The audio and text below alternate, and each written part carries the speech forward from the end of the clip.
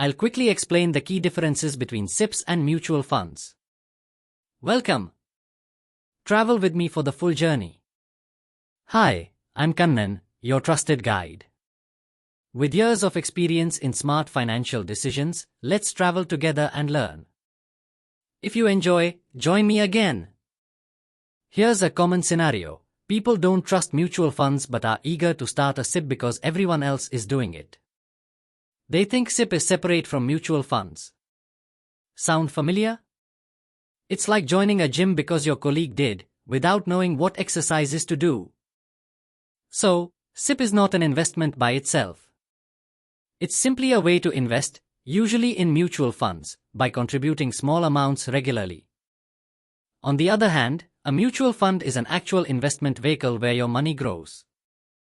Just like you choose a ticket based on your budget and destination, you decide how much to invest in a SIP based on your financial goals.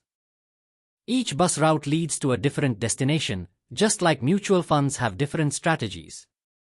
Choosing the right bus route, like an ESG fund, is crucial for the journey. SIP is the process, and the mutual fund is the vehicle. You need both to reach your financial destination.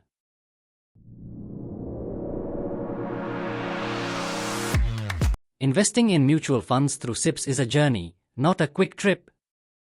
The longer you stay invested, the greater the potential for wealth creation.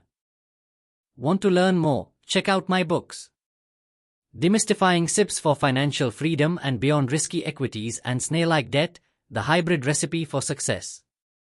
You can find it on Amazon. Happy investing! Be sure to subscribe for more actionable financial insights. View our blog, Let's Build Your Financial Future.